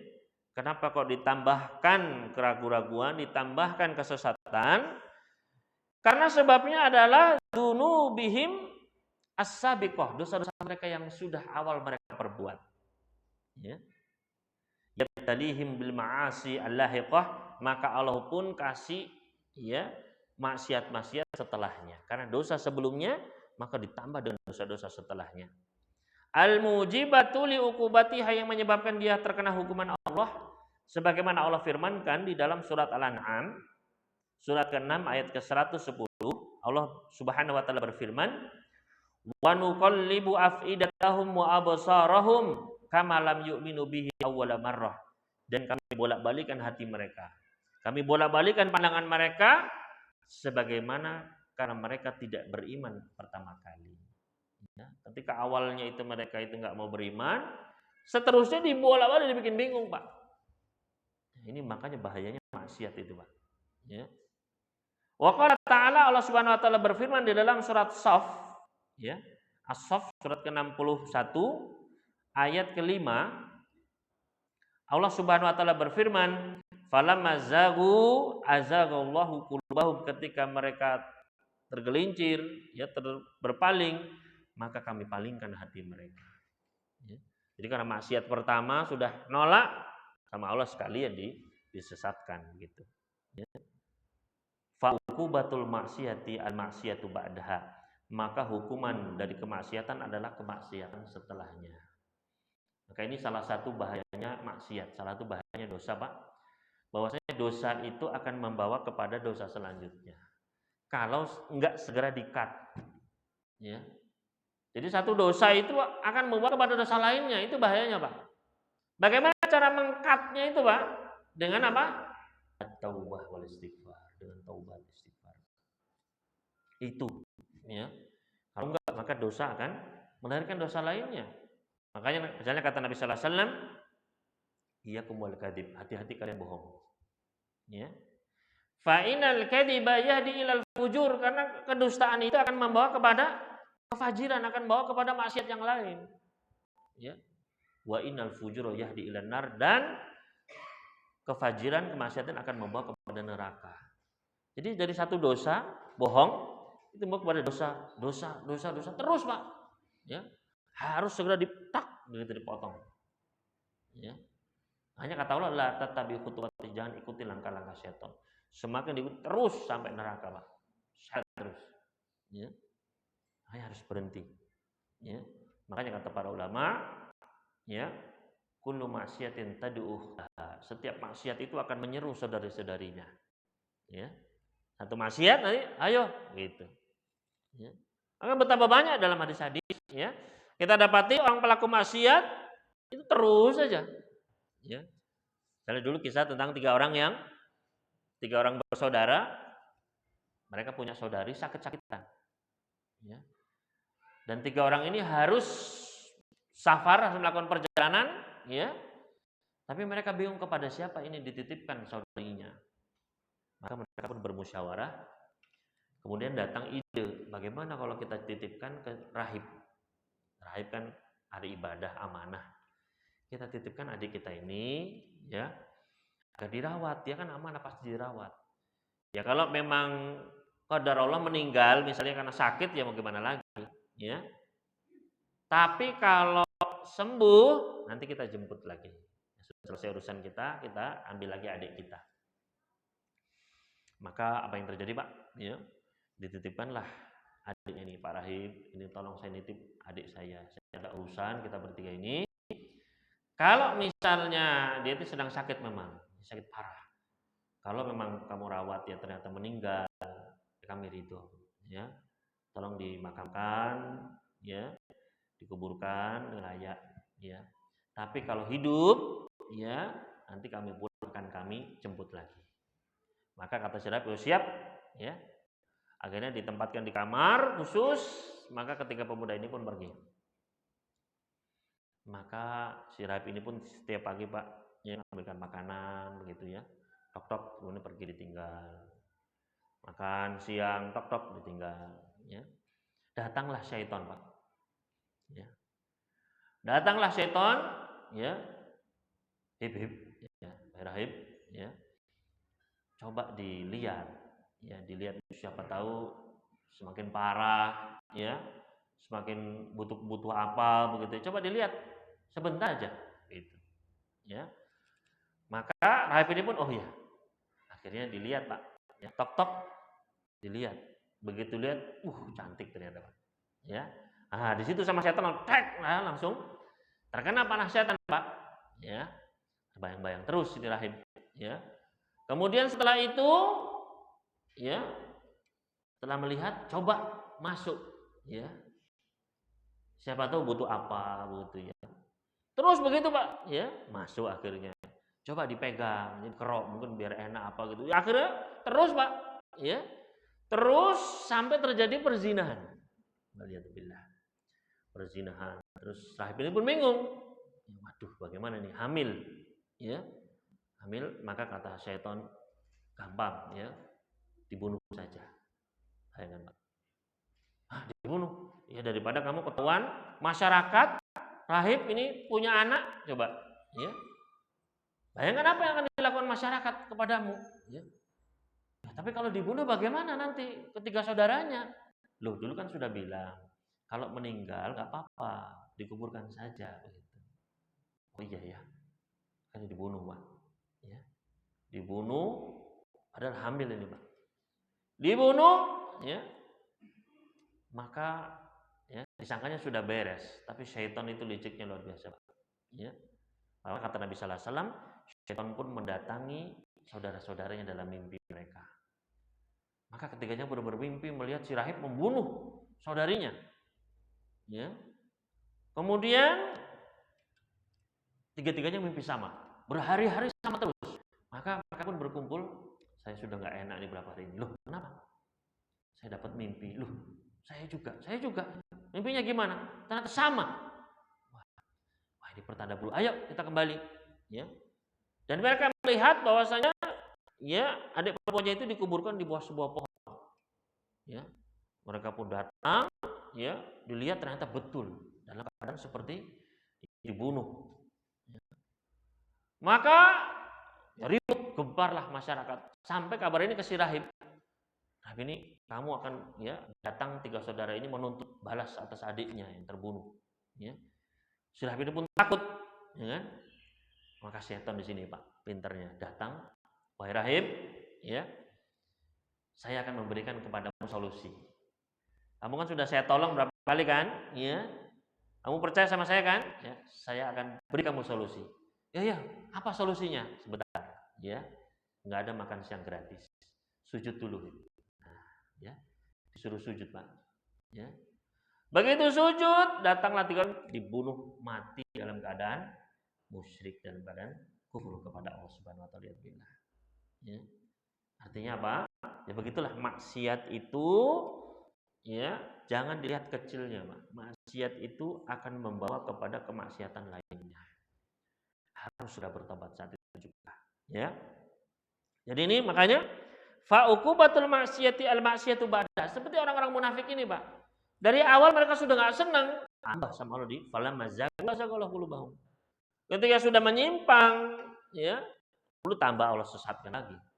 Tambah mereka berusaha mencari makar-makar, ya. Padahal mereka tahu bagaimana Rasul ini benar, ayat-ayatnya, mukjizat-mukjizatnya, enggak peduli mereka. Ya, sudah benar-benar dikeringkan hatinya, dibuang sama Allah Subhanahu wa taala. Naudzubillahi min dzalik. Ya. Kama min tsawabil hasanah al hasanatu ba'da. Sebagaimana sebaliknya, Pak. Kalau dosa membawa kepada dosa selanjutnya, sebaliknya ya, kebaikan amal soleh itu akan membawa kepada kebaikan setelahnya. Ya. Dan ini salah satu kata para ulama tanda amal soleh itu diterima. Kapan amal soleh itu diterima? Tandanya nggak bisa kita pastikan, ya. Tapi di antara tanda-tandanya mudah-mudahan adalah ketika kita mudah untuk amal soleh selanjutnya. Ya. Misalnya setelah Ramadan, bisa melaksanakan puasa Syawal misalnya. Terus bisa lagi mudah untuk melaksanakan misalnya 3 hari setiap bulannya misalnya, ya. Nah, ini satu tanda, ya. Mudah-mudahan amal Ramadan kemarin itu benar diterima sama Allah begitu, ya. Makanya kita harus semangat berusaha melanjutkan amal soleh itu, jangan berhenti, Pak. Ya, melanjutkan terus, ya, memerangi hawa nafsu kita terus, biar itu menjadi pertanda amal yang kemarin itu adalah kebaikan. Sebagaimana Allah Subhanahu wa taala berfirman di dalam surat Maryam surat ke-19 ayat ke-76, Allah berfirman, "Wa yazidullahu alladziina ihtadaw huda," dan Allah tambahkan kepada orang-orang yang telah mendapatkan petunjuknya, Allah tambahkan petunjuk. Di petunjuk ditambah lagi petunjuk, ya. Kebaikan ditambah lagi kebaikan sama Allah Subhanahu wa taala. Jadi jangan merasa saya sudah cukup petunjuk, sudah cukup. Enggak. Makanya Nabi sallallahu alaihi wasallam itu, Pak, ya. Beliau di antara doa yang beliau baca apa? Allahumma inni as'aluka al-huda wa tuqa wal afaf wal ghina. Ya Allah, aku memohon kepadamu petunjuk. Ya Allah, aku memohon kepadamu ketakwaan dan juga al-afaf, ya, kesucian diri, dan juga wal ghina, kecukupan. Ya, Nabi sallallahu alaihi wasallam saja orang yang sudah dapat petunjuk di jamin surga, Pak, minta kepada Allah al-huda. Ya. Maka apalagi kita. Wa bayyana Allah anna ahlan nifaq mufsiduna fil ard. Dan Allah menjelaskan bahwanya orang-orang munafik itu adalah membuat kerusakan di atas muka bumi. Ya. Allah berfirman di dalam surat Al-Baqarah, ya, ayat ke-11-nya, wa idza qila lahum la tufsidu fil ardi qalu innama nahnu muslihun. Dan apakah dikatakan kepada mereka jangan berbuat kerusakan di atas muka bumi, maka mereka pun malah berkata innama nahnu muslihun. Kami ini mau membuat kebaikan kok. Ya. Seperti itu orang munafikin, Pak. Ya, ketika kamu ini menyimpang, ucapanmu ini merusak akidah. Oh enggak, saya mau toleransi misalnya. Ya. Ini kan akhlak, ini kan kebaikan. Maka ya, jangan sampai kita tertipu, Bapak Ibu sekalian. Ya.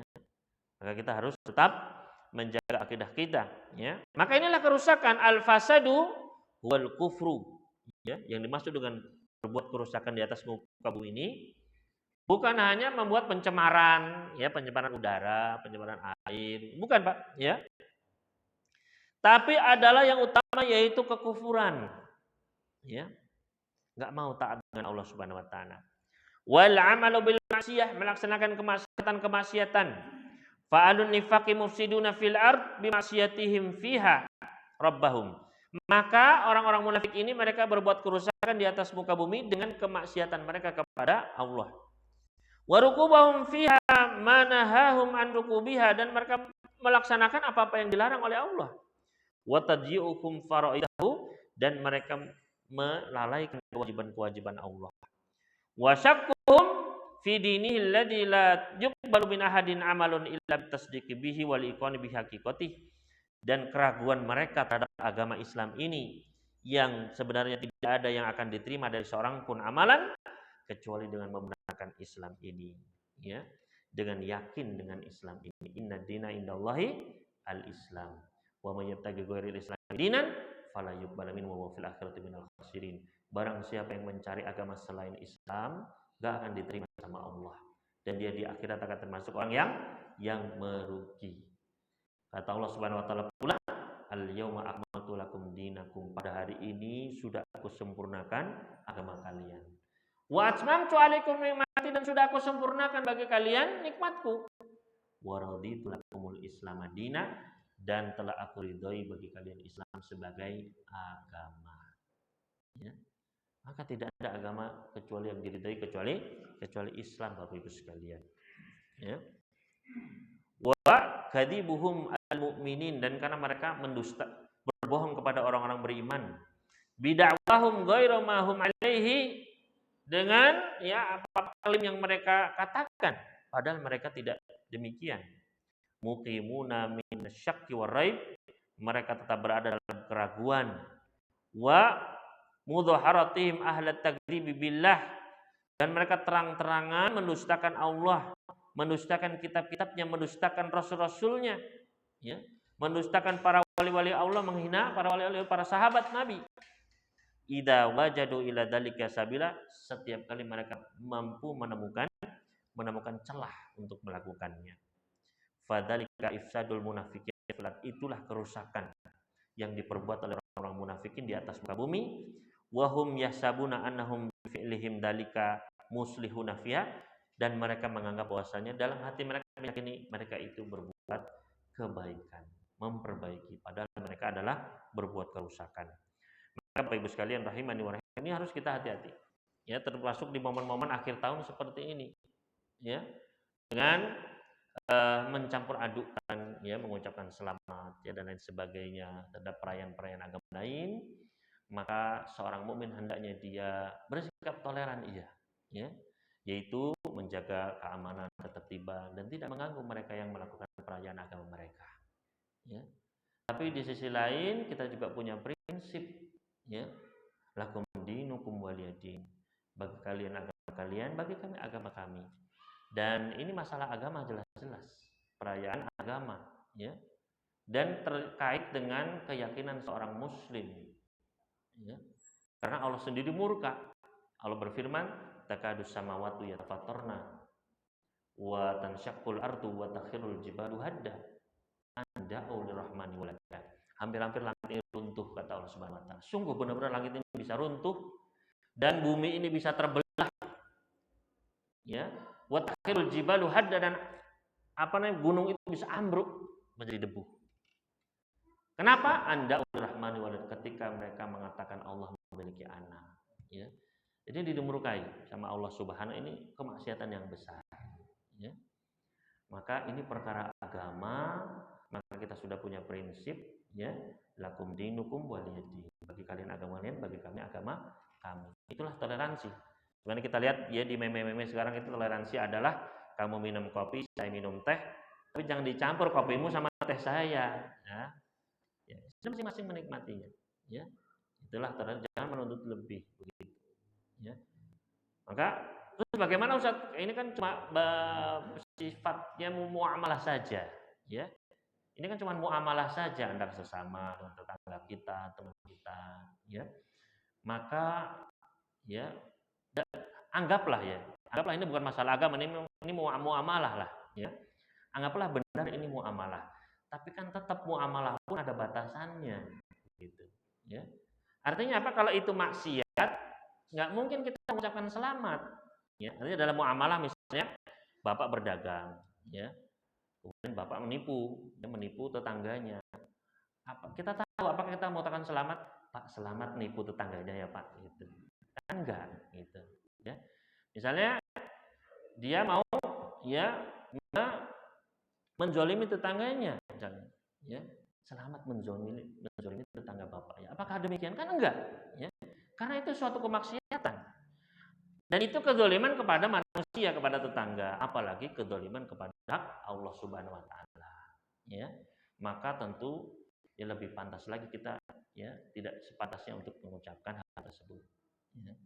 Maka jangan sampai justru, ya, ini bahkan sekarang banyak sikap-sikap yang intoleran kepada kaum muslimin. Jadi paksa, ya, harus ikut, harus memakai ornamen, ya, harus mengucapkan selamat, ya. Maka ini, ya, sebuah bentuk intoleran yang harus kita hentikan, ya. Dan Islam itu, lihatlah bagaimana adilnya Islam, Pak. Islam itu kita punya prinsip, kan, nggak boleh campur aduk agama, ya. Tapi di sisi lain kata Allah Subhanahu wa taala, la yanhakumullahu 'anil ladzina lam yuqatilukum fid din wa lam yukhrijukum min diyarikum an tabarruhum wa tuqsitu ilaihim. Allah enggak melarang kalian untuk antabar, untuk berbuat baik, untuk wa tuqsitu, berbuat adil kepada orang-orang kafir. Ya. Ya. Artinya ketika mereka butuh makanan, kita baru makanan enggak apa-apa. Ketika ditimpa musibah, ya, kita punya makanan, kita berbagi kepada orang, enggak apa-apa, ya. Maka disinilah, ya, bentuk toleransi. Jangan sampai ke, ya, bentuk-bentuk intoleran, ya, pemaksaan, penekanan, dan lain sebagainya. Jangan, ya. Justru kita harus, ya, Islam sudah memiliki toleransi yang luar biasa. Jangan sampai, ya, intoleran, memaksa bagi selamat. Ya, jangankan untuk masalah agama, Pak, ya, dalam masalah muamalah saja. Bapak punya rumah baru, apakah semua kamu yang nggak selamat, awas loh, ya. Kapan bisa begitu? Kan nggak bisa. Yang mengucapkan selamat, Pak, rumahnya baru, mobilnya baru, ya silahkan, monggo. Selamat atas kerjanya, monggo silahkan. Kan nggak bisa maksa. Kamu nggak ngomong selamat, awas loh, ya. Kan nggak bisa. Karena ini kalau memang muamalah begitu, ya. Tapi kan enggak, ya. Maka Bapak Ibu sekalian rahimani wa rahimakumullah, ya ini hendaknya kita berhati-hati, jangan menganggap remeh ucapan.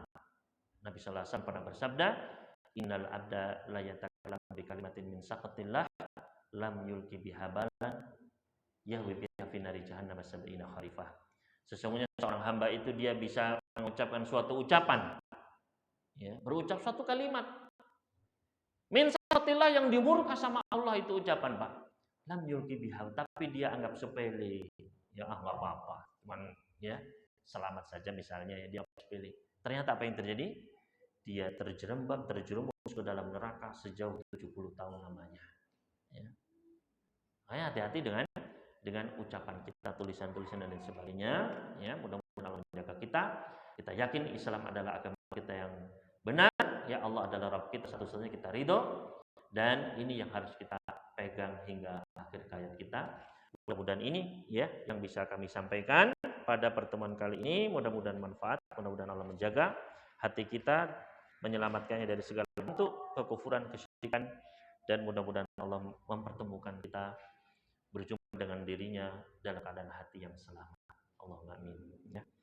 Ini Bapak Ibu sekalian, mungkin selanjutnya apabila ada pertanyaan silakan ditanyakan, mudah-mudahan kami bisa menjawabnya. Silakan Bapak. Enggak.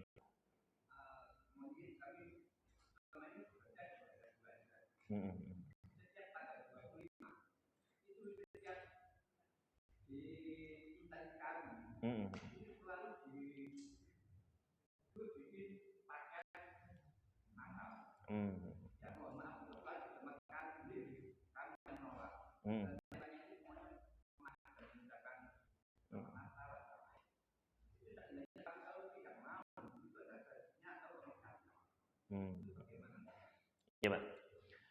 Ya ini salah satu bentuk ya interaksi tadi yang seperti kita sampaikan. Ya seharusnya tidak seperti itulah. Ya. Karena tadi ya kita jelaskan mungkin seperti itu dipaksakan kan nggak mungkin seharusnya. Ya. Justru itulah sikap intoleran yang sebenarnya. Maka Bapak Ibu sekalian rahimani wa rahimakumullah, ya. Sikap seorang muslim tetap dia harus jangan sampai mengorbankan agamanya. Lebih baik dunianya hilang daripada Allah murka kepada dirinya. Lebih baik dunianya hilang daripada akhiratnya dia akan tersisa. Karena akhirat itu adalah khairu wa abqa. Dia lebih baik dan lebih kekal. Jadi itu prinsip seorang mukmin. Ya. Meskipun ya kalau misalnya ancaman itu sampai ancaman kepada jiwa yang terancam, Pak, ya. Maka saat itu tidak apa? Sebagaimana Allah berfirman, illa man ukriha wa qalbuhu mutmainnun bil iman, kecuali yang terpaksa, kalau tidak dia akan dibunuh ya atau mendapatkan adab yang membahayakan dirinya, maka saat itu dia tidak mengapa mengucapkan kekufuran selama hatinya itu dalam keimanan, ya. Tapi dalam hal seperti ini yang masih kita memiliki pilihan, ya, maka walau ta'ala alam, mudah-mudahan ini ya lebih tepatnya adalah kata Nabi sallallahu alaihi wasallam, man taraka syai'an lillah Allah, barang siapa yang meninggalkan sesuatu karena Allah, karena memegang agamanya, maka Allah akan ganti dengan yang lebih baik, ya. Maka itulah ya seharusnya yang dilakukan oleh seorang mukmin muslim, menjaga prinsip agamanya. Wallahu ta'ala. Ada lagi pertanyaan dari Bapak Ibu sekalian?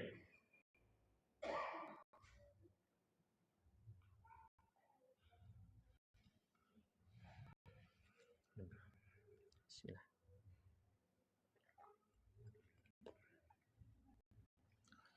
Silakan Bapak.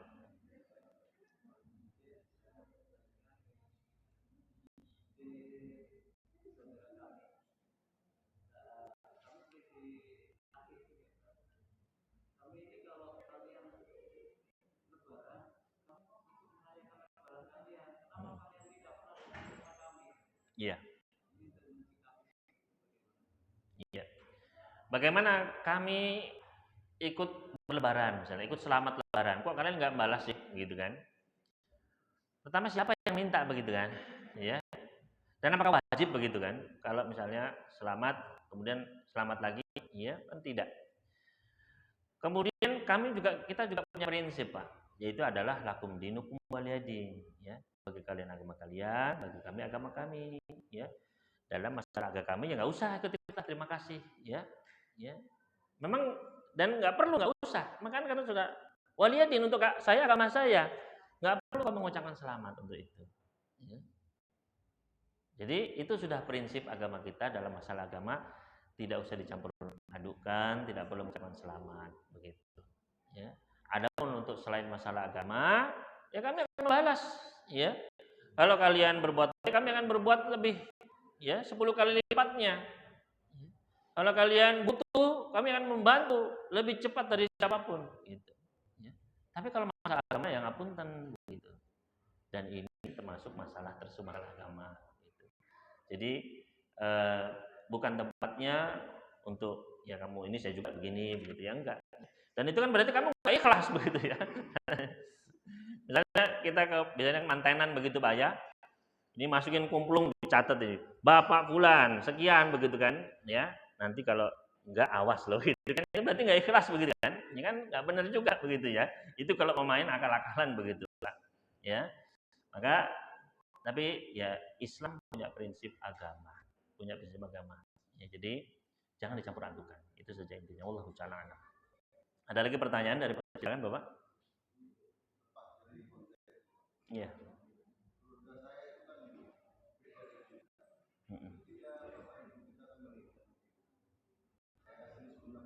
Nggih. Entah.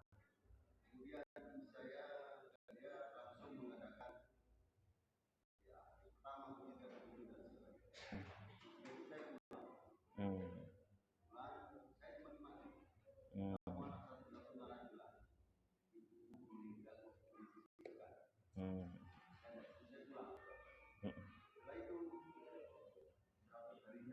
Hmm.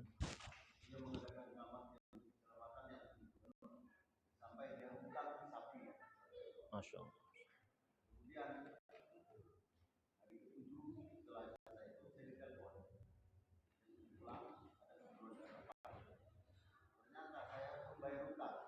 Hmm. Hmm.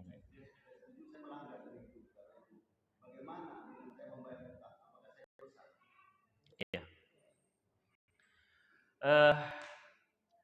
Dengan adanya perayaan tersebut atau ya peringatan tadi ya, ya, yang sebenarnya tidak disyariatkan dalam Islam. Kemudian ternyata sampai berhutang dan kemudian kita dibebankan hutangnya. Apakah dengan kita membayar tersebut kita berdosa? Walau ca'alalam Pak, ya. Memang ditakutkan hal tersebut termasuk dalam firman Allah Subhanahu wa taala, "Wa ta'awanu 'alal itsmi wal 'udwan." Janganlah tolong-menolong dalam dosa dan permusuhan. Ya. Memang itu adalah berarti kita menolong adanya acara tersebut, Pak. Ya. Meskipun acara tersebut sudah selesai. Namun, ya, dari sisi kemaslahatan, ya, dari sisi mudah-mudahan bisa menjadi dakwah bagi keluarga tersebut, ya. Kita niatkan bahwasanya ya mungkin sudah itu ya Pak, sudah misalnya sudah dikeluarkan, ya sudah kita niatkan, kita istighfar kepada Allah Subhanahu wa taala dan kita jadikan mudah-mudahan hal itu adalah menjadi kunci hidayah bagi mereka.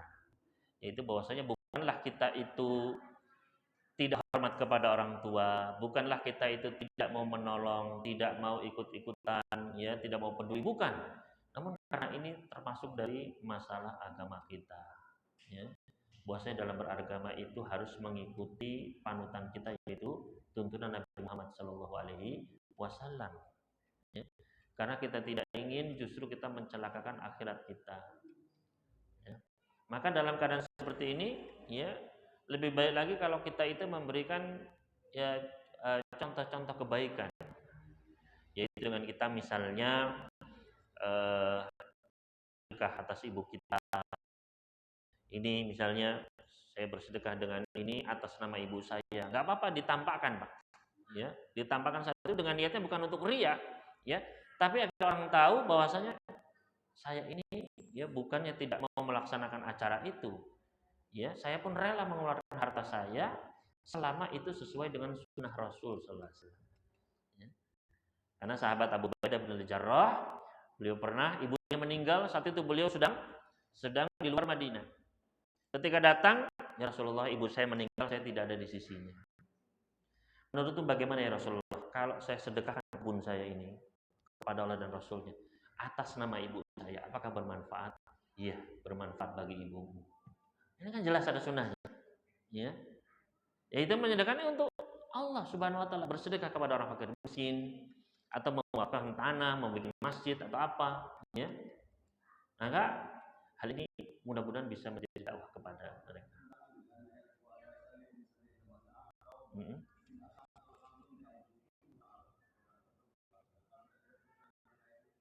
Iya.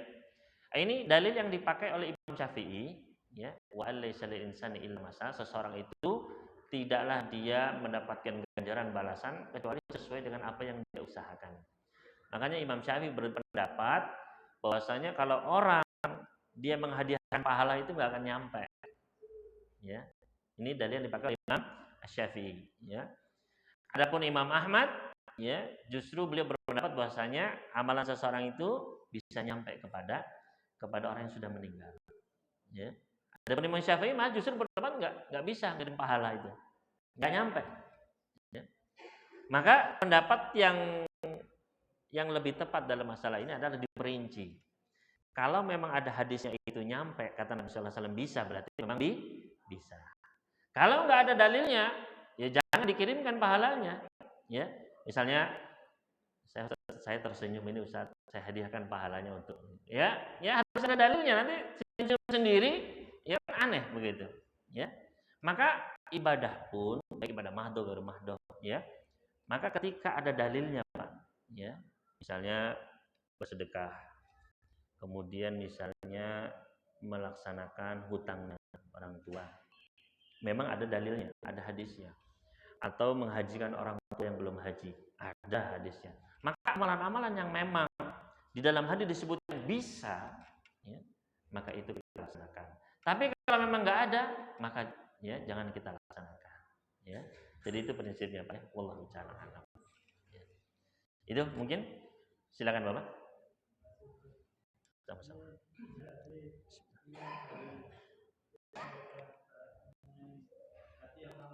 Iya.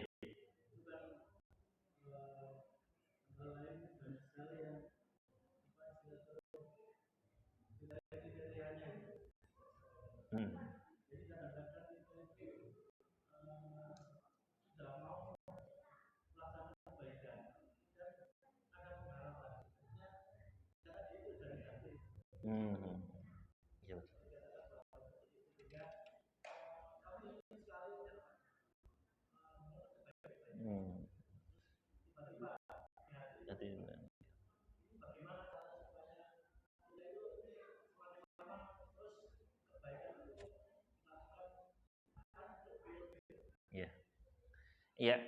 Bagaimana terkadang kita sudah niat tapi karena hatinya akhirnya nggak jadi begitu, Pak, ya. Sudah ingin kebaikan tapi hatinya belum mantap akhirnya, ya, atau tergoda dengan yang lain.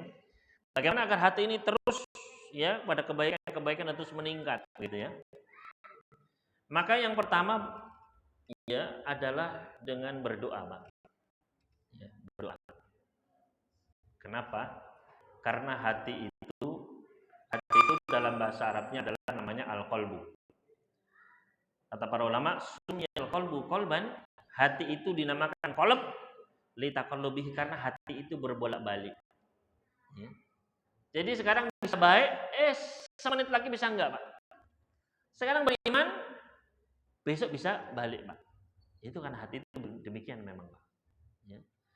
Makanya tadi doa, ya, kata Anas bin Malik, dahulu Rasulullah SAW sering sekali, di antara doa yang paling banyak dibaca oleh Nabi SAW, yaitu beliau membaca ya muqallibal qulub tsabbit qalbi ala dini. Wahai zat yang membolak-balikkan hati, tetapkanlah hatiku di atas agamamu. Ya. Jadi ini tuh sering sama Nabi SAW diminta. Kita ketika sujud baca doa itu, ketika sebelum salam, setelah tahiyat, sebelum salam baca itu, ataupun setiap saat kita yang seperti ini, yang muqallibal qulub tsabbit qalbi ala dini. Ya, kita minta ketetapan karena hati itu, ya, fa innal qulubal ibad baina usbu'aini min asabi' Rahman yuqallibuha kaifa yasha. Karena hati-hati manusia itu berada di antara dua jari jemari Ar-Rahman dan Allah membolak-balikan sekehendaknya. Ya. Makanya kita minta pada zat yang membolak-balikan hati agar ditetapkan. Gitu. Ya, jadi ini yang pertama doa biar hati kita itu mantap. Ya. Rabbana la tuzigh qulubana ba'da idh hadaitana wa hab lana min ladunka rahmah innaka antal wahhab. Ya. Kemudian Allahumma tsabbitni waj'alni hadiyan mahdiyah. Dan doa lainnya, minta ketetapan, minta keistiqomahan, Pak. Ya. Kemudian yang kedua, Pak, ya, agar hati itu mantap adalah dengan ilmu. Ya, dengan ilmu. Dan kita belajar terus memahami Al-Qur'an, ya, memahami hadis-hadis Nabi sallallahu alaihi wasallam. Di situ akan semakin kokoh. Ketika kita mau kebaikan, kita tahu ilmunya. Kalau berbuat amal ini, ya misalnya seperti membaca 4 kalimat, ya pada pertemuan yang lalu masih pada ingat ya, mungkin sudah pada lupa juga, ya wajar ya manusia lupa gitu ya. Tapi diingatkan lagi 4 kalimat itu Pak, ya misalnya pahalanya besar kan, mendapatkan tumbuh-tumbuhan di surga, mendapatkan pahala yang besar di sisi Allah, ya mendapatkan kemuliaan di hari kiamat dan lain sebagainya. Maka di situ kan kita jadi semangat lagi. Oh ingat lagi nih. Oh iya, subhanallah, alhamdulillah baca lagi. Ulang nanti baca lagi gitu. Dengan ilmu itu, Pak, hati itu juga bisa semakin kokoh begitu. Ini mungkin di antara kiatnya Pak ya. Allahu ta'ala. Ada pertanyaan lagi dari Bapak Ibu sekalian? Silakan Bapak.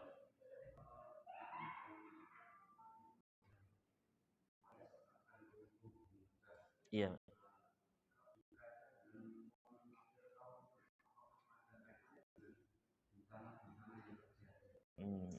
Ya. Bagaimana apakah bencana-bencana ini juga ada kaitannya? Ya, ya Allah Subhanahu Wa Taala berfirman, Pak. Wa ma asabakum min musibatin fa bima kasabat aydikum. Ya. Musibah apa saja yang menimpa kalian, maka penyebabnya adalah karena perbuatan tangan-tangan kalian sendiri. Karena dosa-dosa kalian sendiri, ya. Jadi terjadinya musibah-musibah itu karena dosa-dosa manusia. Maka ini peringatan memang dari Allah Subhanahu wa taala, ya. Kita menyaksikan adanya tsunami, adanya gempa, adanya gunung meletus, itu peringatan dari Allah atas dosa-dosa kita. Makanya apa yang bisa kita lakukan Ustaz? Ya sudah banyak-banyak beristighfar. Ya. Kata ya Ibnu Abbas ketika menafsirkan wa ma kunna mu'adzibahum wa anta fihim wa ma kana mu'adzibahum wa anta wa ma kana mu'adzibahum wa hum yastaghfirun.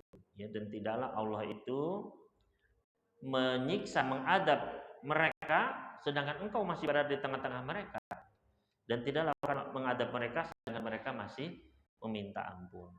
Ya. Kata Ibnu Abbas, orang-orang musyrik dahulu itu enggak diadab langsung sama Allah, blus begitu enggak. Kenapa sebabnya? Wa anta fihim, karena Nabi Muhammad ada di tengah-tengah mereka. Nabi Muhammad masih hidup, makanya enggak langsung diadab. Ya. Masih ada yang dapat hidayah, masih ada yang ya, maka nggak langsung diadab, ya. Dan Allah tidak mengadab mereka karena mereka masih beristighfar. Yaitu ketika mereka di Mekah atau di tawaf di Ka'bah itu diadab ucapan mereka Allah maghfirli, ya Allah ampunilah saya. Maka gara-gara dua sebab ini mereka nggak diadab, Pak. Ya. Kata Ibnu Abbas, wa amar rasulu, ya, faqad dhahaba. Adapun Rasul sudah hilang, sudah nggak ada. Jadi sebab keamanan dari adab itu sudah hilang, tinggal satu, yaitu apa? Istighfar. Ya. Dan itu yang bisa kita lakukan, banyak-banyak beristighfar, ya. Takutnya pas semua orang lupa istighfar, semuanya nggak ada istighfar, Allah pun menimpakan adabnya. Itu yang ditakutkan, ya. Maka berbanyak amal soleh, ya, termasuk, ya, berbanyak kita taubat beristighfar. Mudah-mudahan ya Allah tidak menimpakannya. Ya, kita pun tidak menginginkan musibah itu, ya. Namun mudah-mudahan Allah memberikan hidayah, ya, memberikan hidayah kepada mereka yang masih jauh dari Allah Subhanahu Wa Taala. Ini mungkin ini ya yang bisa kami, ya silakan Bapak. Om ya. Iya Bapak.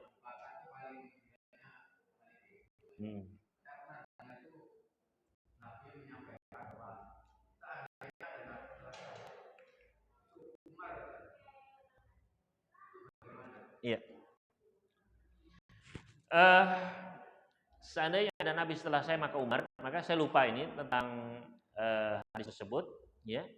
Namun memang Umar itu diberikan beberapa itu hal yang tepat, ya.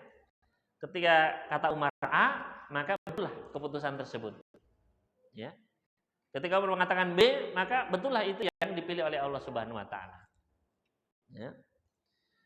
Namun Bapak Ibu sekalian rahimani wa rahimakumullah, bukan berarti kemudian Abu Bakar juga tidak memiliki kelebihan. Kata Nabi sallallahu alaihi wasallam, ya, Allah menjadikan aku sebagai kekasihnya. Ya. Seandainya aku mau boleh mengambil kekasih, maka aku akan menjadikan Abu Bakar sebagai kekasihku. Ya. Artinya, ya ini termasuk manaqib, ya. Kelebihan dari masing-masing sahabat. Setiap sahabat memiliki kelebihan, Pak. Kalau kita sebutkan ada banyak, ya. Namun para sahabat ijma ini, Pak, sepakat kata Ibnu Umar. Kami semua sahabat itu sepakat. Berarti ijma sahabat ini, Pak. Yang terbaik itu Abu Bakar, kemudian Umar, kemudian Utsman, kemudian Ali. Ya. Kalau kita sebutkan Utsman juga banyak, Pak. Ya. Kelebihan-kelebihannya sampai malaikat itu malu sama Utsman, Pak. Ya, malu. Ya, bahkan Allah Subhanahu wa taala. Tapi tetap nomor 3. Kenapa? Abu Bakar, Pak. Ya. Ali bin Abi Thalib pun juga memiliki kelebihan. Ya, sahabat-sahabat lain pun, tapi tetap nomor 1 itu Abu Bakar. Karena memang amanah hatinya yang luar biasa. Ya. Maka ini dan ini kesepakatan dan kata Abdullah bin Umar dan Rasul SAW pun mengetahui hal itu. Ya, bahwasanya kami itu Abu Bakar, Umar, Utsman, Ali, beliau tahu dan beliau nggak komentar sama sekali. Berarti beliau membenarkan itu. Ya. Dan ini keyakinan Ahlus Sunnah wal Jamaah, Pak. Ya, disebutkan di dalam kitab-kitab prinsip Ahlus Sunnah wal Jamaah. Di antara kita meyakini sahabat yang mulia adalah Umar, Abu Bakar, Umar, Utsman, Ali. Kemudian 10 sisanya yang dijamin surga. Kemudian begitu. Ini termasuk keyakinan Ahlus Sunnah wal Jamaah. Wallahu ta'ala. Masih ada lagi pertanyaan dari Bapak sekalian? Baik, ya mungkin ini yang bisa kami sampaikan pada perjumpaan kita di pagi hari ini menjelang siang. Dan insya Allah kita akan lanjutkan pada pertemuan yang akan datang masih tentang hati yang selamat, yaitu hati yang selamat dari kesyirikan. Ya, ini yang dapat kami sampaikan. Kurang lebih mohon maaf. Mudah-mudahan Allah mengampuni dosa-dosa kita dan mudah-mudahan Allah menyelamatkan kita dari adabnya, baik di dunia maupun di akhirat, dan mengokohkan keimanan kita. Allahumma amin. Aqulu qouli hadza wa sallallahu ala nabiyina Muhammad wa sallama ala mursalin walhamdulillahi rabbil alamin. Wassalamu alaikum warahmatullahi wabarakatuh.